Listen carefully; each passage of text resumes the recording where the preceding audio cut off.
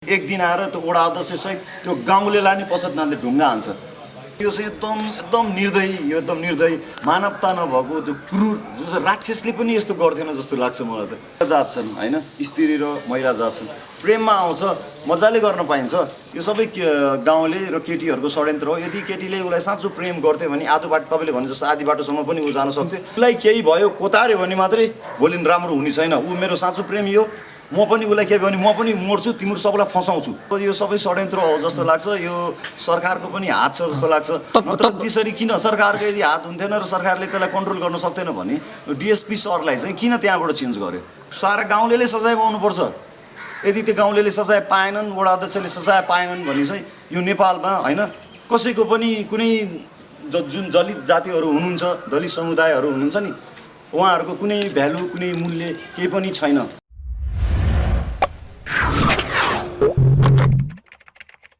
दर्शक महानुभावहरू, हामी लकडाउनको धेरै समय पछाडि पशुपति परिसरमा आएका छौँ र धेरै काण्डहरू देशमा घटिरहेका छन्। लकडाउनमा धेरैको मृत्यु भएको छ, कोही आत्महत्या गरेका छन्, कसैले कसैलाई मारेका छन्, काटेका छन्, जनता खान पाएर भोकै मरेका छन्।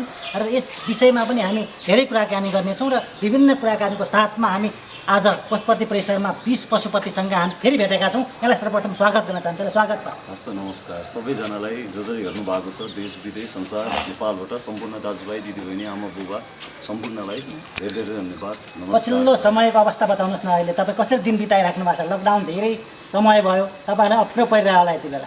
अप्ठ्यारो त सबै सम्पूर्ण नेपाली दाजुभाइ सम्पूर्ण नेपालीलाई परेको छ अप्ठ्यारो। जुन सरकारले बनाएको नियम छ त्यही नियम नै पालना गरेर बसेको छ। अब डिस्टेन्स कायम राख्नु, अब मान्छेको दूरीसँग अलिकति कायम गरेर बस्नु, जो चाहिँ सरकारले बनाएको छ त्यही नियममा नै बसिएको छ।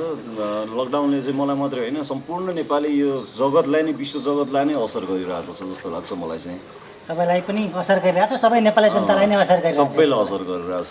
मलाई त के असर गरोस् र मलाई त असर त गरेको नै छ, तर मलाई भन्दा पनि अब दिनचर्या बिताउने, दिनभरि काम गरेर बेलुका आफ्नो जीविकोपार्जन गर्ने जति गरिबहरू छन्, किसानहरू छन् है, उनीहरूलाई चाहिँ लकडाउनले चाहिँ धेरै प्रभाव गरेको छ। खै सरकारले त करोडौँ अरबौँ रुपियाँ बजेट हामीले छुट्याएको छौँ, यो गरेको छौँ भनेर भनिरहेको छ। खै यो पनि भैँचालोमा जस्तै भ्रष्टाचार भएको जस्तो लाग्छ मलाई। भैँचालोमा पनि धेरै राहत आएको थियो, विश्वव्यापी राहत आएको थियो, खै राम्रोसँग राहत नि पाएको छैन। अझसम्म भैँचालोको मान्छेहरूको घर पनि निर्माण भएको छैन। भ्रष्टाचारको त जहिले पनि हुन्छ नेपालमा। सायद अरबौँ खर्च भयो हाम्रो सामानमा। हामीले यति यो सामान लिएर आयौँ, यति मेडिकलको सामान लिएर आयौँ, यो उपकरण लिएर आयौँ, यो जनताहरूलाई राहत गऱ्यौँ, यो गऱ्यौँ ऊ गऱ्यौँ भनेर कति अरब खर्च भयो भनेर भनिरहेको छ होइन। खै त्यो चाहिँ भएको जस्तो लाग्दैन। अब यस्तै हुँदै गयो भने चाहिँ एकदम ठुलो भोकमारी नै लागेर अब मान्छेलाई खान्छ भनेर चाहिँ एउटा कलियुगमा भनेको थियो, सायद त्यो हुन पनि सक्छ है, त्यस्तै लाग्छ मलाई। बन्दाबन्दीको क्रममा धेरै मान्छेले आत्महत्या गरे, तर धेरै कुराहरू छन्, यो त भइरहन्छ। पछिल्लो समयमा एउटा तपाईँले घटना सुन्नुभयो, जस्तो नगराज विकको सुषमा मल्ल ठकुरीको एउटा काण्ड छ, काण्ड। यसमा चाहिँ 6 जनालाई हत्या गरियो भन्ने खबर छ नि। यसमा चाहिँ अब धेरैले धेरै धारणा राखेका छन्। यो त एकदम सरासर गलत हो। एउटा त्यो मानवता नभएको त्यो गाउँ नै भन्छु म होइन। त्यो गाउँमा पनि दलित बस्ती होला, दलित होलान् होइन। त्यही दलितले बनाएको सुन चाँदी लाउनु हुन्छ, त्यही दलितले बनाएको भाँडामा भात पकाएर खानु हुन्छ, त्यही दलितले सिलाएको कपडा लगाउनु हुन्छ भनेपछि त्यो दलितलाई हामीले किन घृणा गर्ने? त्यो दलित भनेको कसले मात्र होइन, हत्या भयो होइन। सुन्नु न, आजसम्म पनि मान्छेले हत्याको त कुरै छोड्नुहोस्, आजसम्म पनि दलित भनेपछि अलिकति नराम्रो तुच्छ नजरले हेर्छन् होइन। किनभने त्यही दलितले बनाएको भाँडाकुँडामा हामीले पकाएर खाएका हुन्छौँ, उनीहरूले बनाएको चिजमा हामीले प्रयोग दिनचर्या नै हामी सबै जति गर्छौँ नि, घरको जति दिनचर्या छ नि, कपडा लाउनेदेखि लिएर हरेक चिज। खै कहिले अहिले पो अब मान्छे विकसित भएर अब हरेक मान्छेहरूले हरेक काम गर्दै गए, तर त उनीहरूले नै चढाउने एउटा मूर्ति पनि त उसैले बनाएको हुन्छ नि। मन्दिरको भगवानको मूर्ति पनि उसैले बनाएको हुन्छ होइन, देखि लिएर हरेक चिज उसैले बनाएको हुन्छ। मन्दिरको छानादेखि लिएर हरेक चिज उसैले बनाएको हुन्छ। उसैले दलितले बनाएको मङ्गलसूत्र लगाएर विवाह हुन्छ, उसैले लगाएको औँठी लगाएर इङ्गेजमेन्ट हुन्छ भनेपछि त त्यो जातभात भनेको त हेर्नुहोस्, कहीँ कुनै धर्म, कहीँ धर्ममा, कहीँ पुराण, कहीँ वेदमा कहीँ लेखेकै छैन। यो जातपात भनेको चाहिँ एउटा भ्रम हो। संसारमा जम्मा दुईवटा जात छ। मेरो भगवान्ले पशुपतिनाथले के भन्नुहुन्छ भने जम्मा दुईवटा जात छ यो संसारमा, एउटा महिला एउटा पुरुष, एउटा नर र नारी, जम्मा दुईवटा जात छ भनेर स्वयं पशुपतिनाथ भगवान् शिवले पनि आफ्नो अर्धनागेश्वर रूप देखाउनु भयो। आदि नारी आदि पुरुष भनेपछि शिव र पार्वतीको रूप देखाउनु भयो। जम्मा दुईवटा जात छ। यो जातपात भनेको चाहिँ कसले छुट्याएको? हिजो पृथ्वीनारायण शाहले छुट्याएको। त्यही पनि यो नेपाल एकीकरण गर्ने टाइममा कामलाई तँ यो फलानु काम गर, तँ यो गर, तँ यो गर, यो गर, यो गर भनेर चाहिँ त्यो कामको आधारमा उनीहरूलाई काम दिएको र उनीहरूले काम गर्दाखेरि अब आरनमा काम गर्ने मान्छेहरू अलिकति धैँसे मैसे हुने, अब छालाको काम गर्ने मान्छेहरू पनि अब त्यसै अलिकति छालाहरू जनावरहरूको छाला काट्नुपर्ने, त्यही भएर चाहिँ अलिकति त्यो अब कामको कारणले गर्दाखेरि चाहिँ अलिकति काम त्यो फोहोर देखेको कारणले गर्दाखेरि चाहिँ मान्छेले अलिकति त्यो टाइममा चाहिँ त्यही नकारात्मक सोच राखेका हुन् होइन। तर जात भन्ने यो भात भन्ने केही पनि छैन। जम्मा दुईवटा छ होइन। सुन्नु न, दुईवटा जात छन् होइन, स्त्री र महिला जात छन्। प्रेममा आउँछ, मजाले गर्न पाइन्छ।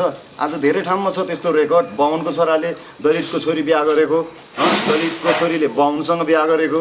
यो आज मात्रै होइन, धेरै पहिलादेखि नै भएको छ। स्वयं मेरै साथीले होइन, अब म सँगसँगै क्लासमेट मेरै साथी यो बाहुनको छोरा उसले विश्वकर्माको छोरी बिहा गरेको छ होइन। माघी विवाह घरमा सबजना परिवार भएर सबैजना गएर, माघी मलाई पनि बिहामा बोलाएको थियो है, तर म तब घर नगएको धेरै वर्ष भयो। उसले पनि विश्वकर्माको छोरीसँग विवाह गर्यो, धुमधाम तरिकाले विवाह भयो।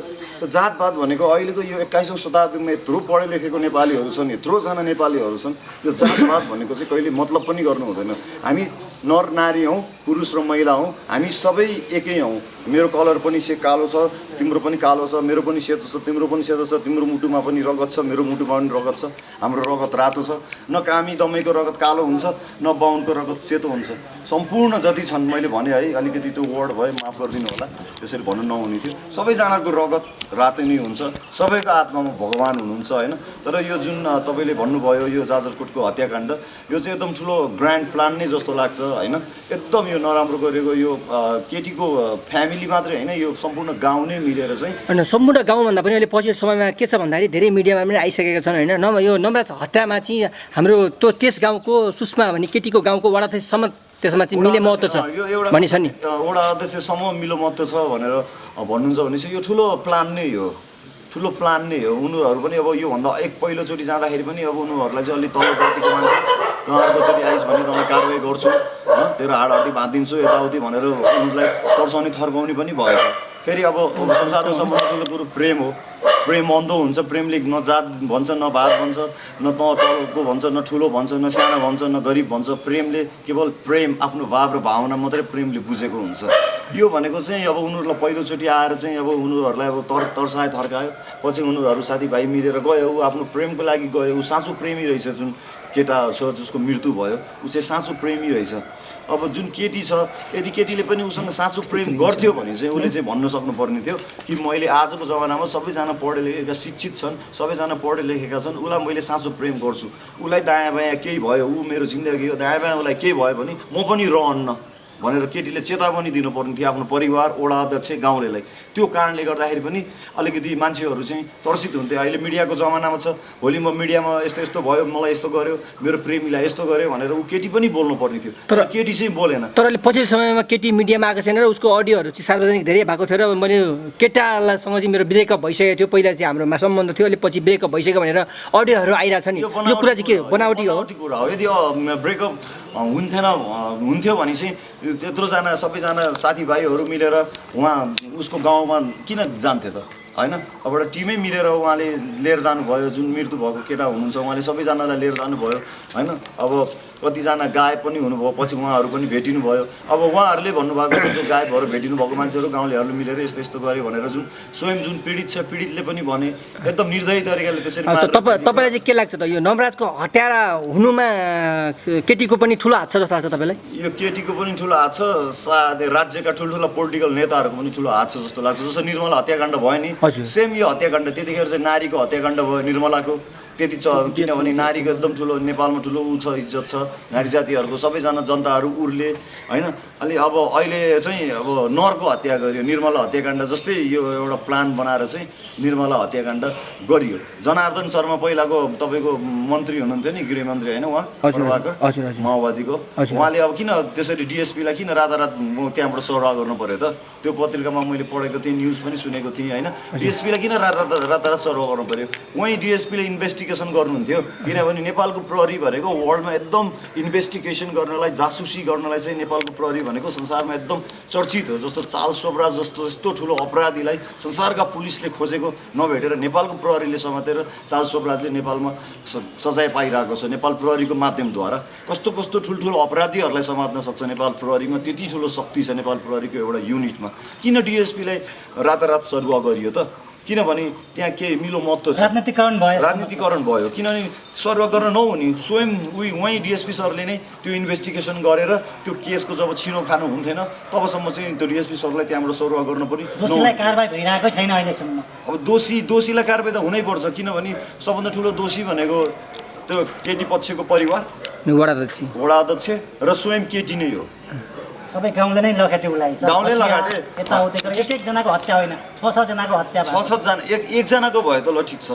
6 जनाको त्यत्रो जनाको हत्या भयो कति गायब पनि हुनुभयो पछि धेरै दिनपछि भेटिनु पनि भयो होइन तर यो चाहिँ एकदम निर्दयी यो एकदम निर्दयी मानवता नभएको त्यो क्रूर जुन चाहिँ राक्षसले पनि यस्तो गर्थेन जस्तो लाग्छ मलाई त राक्षसी समय थियो नि हाम्रो त अब युगमा हामी विश्वास गर्छौँ 4 युग सत्ययुग ध्रुवयुग त्रेतायुग कलियुग त्यो यो कलियुगमा अब सबै राक्षसै भए तर योभन्दा अगाडिका युगहरूमा पनि जति राक्षसहरू हुन्थे नि उनीहरूमा पनि दया माया भन्ने थियो कि एउटा वडाध्यक्ष जस्तो पदमा रहेर होइन त्यस्तो घटनामा संलग्न हुनु भनेको राम्रो कुरा हो त एउटा वडा अध्यक्षले त वडामा भएका कमी कमजोरी वडामा कहाँ के कमी कमजोरी छ कसले दुःख पाएका छन् कसलाई गाह्रो साह्रो भएको छ कहाँ अविकसित छ कहाँ पानी छैन कहाँ बाटोघाटो छैन कहाँ स्वास्थ्य चौकी छैन कहाँ विद्यालय छैन त्यो सम्बन्धित केन्द्रित भएर गाउँ वडादेखि लिएर समाज विकास गर्नेलाई वडा अध्यक्ष भनिन्छ अब वडा अध्यक्षले नै मान्छे मार्दै हिँडे दुनियाँ गर्दै हिँड्यो भने चाहिँ त्यो वडा अध्यक्षलाई चाहिँ के भन्ने वडा अध्यक्ष भन्ने कि क्रिमिनल अपराधी भन्ने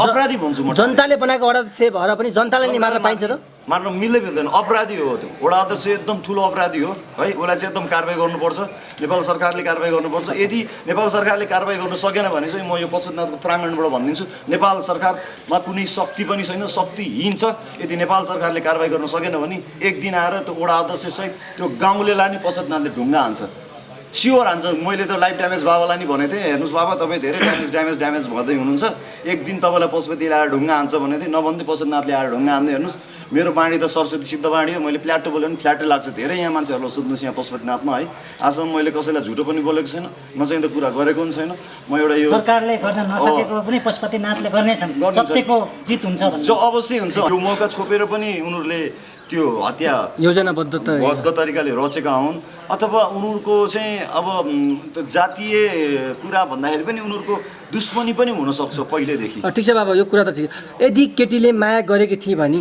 केटालाई यदि केटीले एउटा कुरा बुझ्नु यदि केटीले माया गरेकी थिए भने जुन केटीले लिन पठाए आफ्नो प्रेमीलाई लिन बोलाइ केटाहरू सहित लिन बोलाइ ऊ पनि आधा बाटोसम्म आउन सक्थिन् तर घरमै बोलाउनु पनि यसमा ठुलो रहस्य हुनु घरमा बोलाउनु पनि एउटा रहस्य छ किनभने घर परिवारले पनि उसलाई मोटिभेट गरेको हुनसक्छ होइन मैले अघि नै भने उसले नै बोलाउनु पठाएको ल म अब उहाँसँग विवाह गर्छु भनेर बोलाउनु पठाएको साथीभाइहरू सँगसँगै आउनु भयो होइन अब घरमा बोलाउनुको कारण चाहिँ अब त्यो नत्र आदि अब दलित विवाह अन्तर्जातीय विवाह त अब तपाईँको मन्दिरमा गएर अब भागेर गर्ने चलन हुन्छ होइन जग्गे राखेर बाजा बजाएर पञ्चे बाजा बजाएर त गर्ने चलन हुन्न त्यही पनि अब केटी पनि घर छोडेर चाहिँ जस आदि बाटो अथवा कहीँ आएर चाहिँ एउटा डेस्टिनेसन यो ठाउँमा भेटौँ है भनेर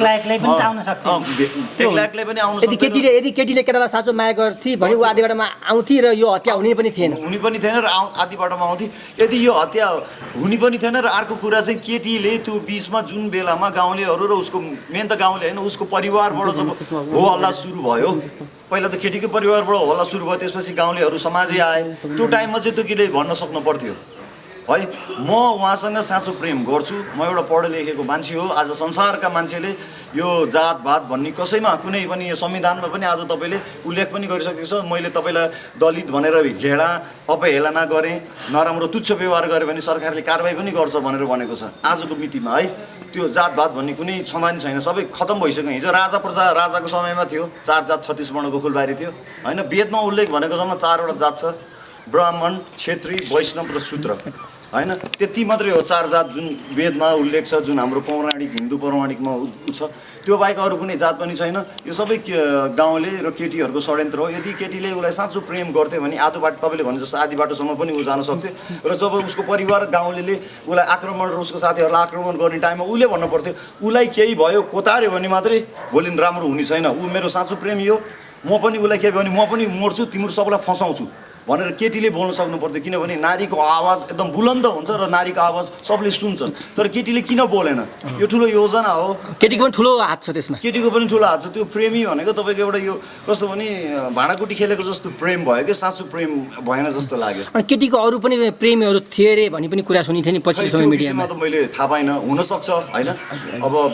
अब अहिले त अब लभ नभएको लभ नगर्ने त कोही पनि छैनन्। सानो तपाईँको स्कुलमा 7-8 क्लास पढ्ने विद्यार्थीलेदेखि लिएर ब्याचलर मास्टर डिग्री पिएचडी गर्नेसम्मले प्रेम लभ गर्छन् होइन। सबै संसारै प्रेममा अडेको छ। आज नेपालमा आज अहिलेको मितिमा अहिलेको स्थितिमा नेपालमा तपाईँको 80% विवाह जुन म्यारिज हुन्छ नि लभ म्यारिज नै भएको छ विदेशमा जस्तो होइन। अब यो सबै षड्यन्त्र हो जस्तो लाग्छ। यो सरकारको पनि हात छ जस्तो लाग्छ। नत्र त्यसरी किन सरकारको यदि हात हुन्थेन र सरकारले त्यसलाई कन्ट्रोल गर्न सक्दैन भने डिएसपी सरलाई चाहिँ किन त्यहाँबाट चेन्ज गर्यो होइन। इन्भेस्टिगेसन गर्न लाउनु पर्ने थियो होइन। सारा गाउँलेले सजाय पाउनुपर्छ। यदि त्यो गाउँलेले सजाय पाएनन्, वडा अध्यक्षले सजाय पाएनन् भने चाहिँ यो नेपालमा होइन कसैको पनि कुनै जुन दलित जातिहरू हुनुहुन्छ, दलित समुदायहरू हुनुहुन्छ नि, उहाँहरूको कुनै भ्यालु कुनै मूल्य केही पनि छैन। उहाँहरूको पनि एउटा आवाज ढिक्का भएर उठ्नु पऱ्यो। म त एकदम साथ दिन्छु, सधैँ साथ दिन्छु। मेरो नजरमा कोही ठुलो छैन, कोही सानो छैन। प्रधानमन्त्री केपी शर्मा ओलीदेखि लिएर यहाँ पशुपतिको घाटमा हिँड्ने, सानो घाटमा दाउरा बोक्ने सानो भुरा खातेसम्म मेरो लागि एउटै स्वयं हो। मेरो दरबारमा यो मेरो आश्रममा प्रधानमन्त्री आओस् या सानो मान्छे आओस्, म कसैलाई घृणा गर्दिनँ, कसैलाई ठुलो सानो व्यवहार गर्दिनँ। सबै मेरो पशुपतिनाथले सिकाएको छ एउटै व्यवहार गर्नु, प्रेम गर्नु, माया गर्नु। र प्रेम र माया भन्दा संसारमा कुनै चिज पनि छैन। संसार नै अड्डेको प्रेम र मायामा छ। तपाईँलाई के लाग्छ अनि हत्यारालाई चाहिँ कस्तो खालको सजाय चाहिँ पाउनुपर्छ जस्तो लाग्छ तपाईँलाई? हत्यारालाई त अब नेपालमा फाँसीको सजाय छैन होइन। यदि हुन्थ्यो भने त फाँसीको सजाय नै दिनु पर्थ्यो होइन। किनभने बिचरा एउटा भर्खरै गर्ने कलिलो उमेरको 22-25 वर्षको युवालाई मार्नु भनेको त एकदम ठुलो कुरो हो होइन। त्यस्तोलाई त होइन 6-7 जना होइन त्यसरी मारेर भेरीवालामा फाल्नु होइन होइन। एकदम युवाहरूको पनि एउटा हामी जस्तो युवाहरूलाई पनि यो चित्त दुखेको कुरा हो। भोलि अरू युवाहरूसँग पनि यस्तो घटना हुनसक्छ होइन। यो चाहिँ एकदम सजाय चाहिँ सरकारले अहिले नेपालमा त फाँसी मृत्युदण्ड छैन। अब मेरो हातमा हुन्थ्यो भने त मैले त मृत्युदण्डै पनि दिन्थेँ स्ट्रेटै होइन, मृत्युदण्डै दिन्थेँ। तर चाहिँ सरकारले चाहिँ सबै जुन छन् नि भोलि इन्भेस्टिगेसन गर्दै जानु पर्यो। हत्यारा जसरी पनि पत्ता लाग्छ। नेपाल भनेको यस्तो एउटा धरती हो कि पाप धुरीबाट कराउँछ भनेर भन्छन् नि, त्यो पाप धुरीबाट कराउँछ, अवश्य कराउँछ। इन्भेस्टिगेसन गरेर वडा अध्यक्षसहित त्यो केटीको परिवारसहित सबैजनालाई चाहिँ सरकारले चाहिँ आजीवन कारोबार सजाय सुनाइदिनुपर्छ। त्यसपछि मात्रै दलितको आवाज सुनिन्छ। नत्र सधैँ दलितलाई चाहिँ पिछडिएको जाति, पिछडिएको तल्लो जाति भनेर चाहिँ सधैँ हेलाना गर्ने चलन हुन्छ। कहिले पनि कसैलाई हेला अवहेलना नगरौँ। सबै मान्छे हो। त्यही दलित नभइकन तपाईँको घरको भाँडामा भात पनि पाक्दैन, तपाईँको छोरीको छोराको पञ्चे बाजा नबजिकन बिहा पनि हुँदैन। त्यही औँठी पनि त्यही दलितले बनाएको हुन्छ, कोट पनि दुलाल लाउने, कोट दौरा सुरुवाल पनि त्यही दलितले बनाएकै हुन्छ। त्यो भनेर कसैलाई हेला नगरौँ। त्यस्तै भेदभाव जातवादी भेदभाव गर्न लाग्यो भने चाहिँ खतमै हुन्छ। भोलि गृह युद्ध हिंसा बढ्दैछ। भोलि एक आपसमा काटामार गृह युद्ध हुन्छ। भोलि बाहुनले छेत्रीलाई काट्छ, छेत्रीले अर्कोलाई काट्छ, अर्कोले अर्कोलाई काट्छ। यो भनेको चाहिँ एउटा गृह युद्ध हुने सङ्केत जस्तो लाग्छ। यस्तो चाहिँ नगरौँ। तपाईँले एउटा हाम्रो वडा अध्यक्षलाई अहिले वडा अध्यक्ष हत्यामा होइन हत्या सम्बन्धी उहाँ पनि होइन मिले महत्त्व कुरा आइरहेको छ। धेरै मिडियामा पनि होइन यो हत्याको विषयमा ल्याइरहेको छ। तपाईँले यदि वडा अध्यक्षलाई एउटा सन्देश दिन चाहनुहुन्छ भने के सन्देश दिनुहुन्छ उहाँलाई? तपाईँ कसरी वडा अध्यक्ष हुनुभयो म त त्यो पहिला सोध्छु। तपाईँ चाहिँ जनताको मन कसरी जितेर तपाईँ वडा अध्यक्ष हुनुभयो? पैसा खुवाएर चुनाव जितेर वडा अध्यक्ष हुनुभयो कि होइन अथवा सबै जनताको मन तन जितेर वडा अध्यक्ष हुनुभयो सायद उहाँ चाहिँ चुनावमा पैसा खर्च गरेर पैसा खुवाएर अथवा ठुलै मान्छेको हातको पावरबाट वडा अध्यक्ष हुनुभयो। यदि उहाँ साँच्चैकै वडा अध्यक्ष हुनुहुन्थ्यो भने जस्तो हाम्रो 8 नम्बर क्षेत्रको वडा अध्यक्ष हाम्रो दिनेश डङ्गल दाई हुनुहुन्छ, कति सहयोगी हुनुहुन्छ, कति रातहरू बाँड्दै हुनुहुन्छ। यहाँ धेरै ठाउँको वडा अध्यक्षज्यूहरू राम्रो हुनुहुन्छ, रातहरू बाँड्नुहुन्छ।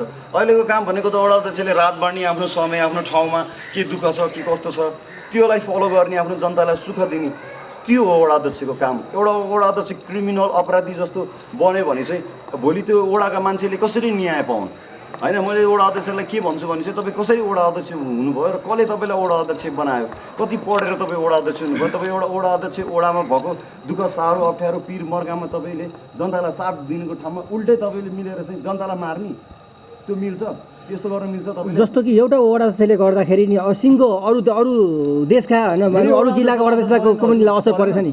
एउटा भेगले गर्दाखेरि सुन्नु न, हिजोकै कुरा म तपाईँलाई भन्छु। हिजो त्यो हाम्रो तपाईँको अगुरी बाबा थियो नि, तपाईँको सुन्दरचलको अगुरी बाबा हुनुहुन्थ्यो नि, उहाँको एउटा भेगको कारणले गर्दाखेरि सम्पूर्ण भेगधारी जोगीहरूलाई असर परेन? एकजनाको भेगले गर्दाखेरि एउटा बोराको आलु पुग्यो भने धेरै सबै आलुलाई बिगार गर्छ भने जस्तो एउटा वडा अध्यक्षले गर्दाखेरि सम्पूर्ण नेपालभरिका वडा अध्यक्षलाई नराम्रो इम्प्रेसन भयो।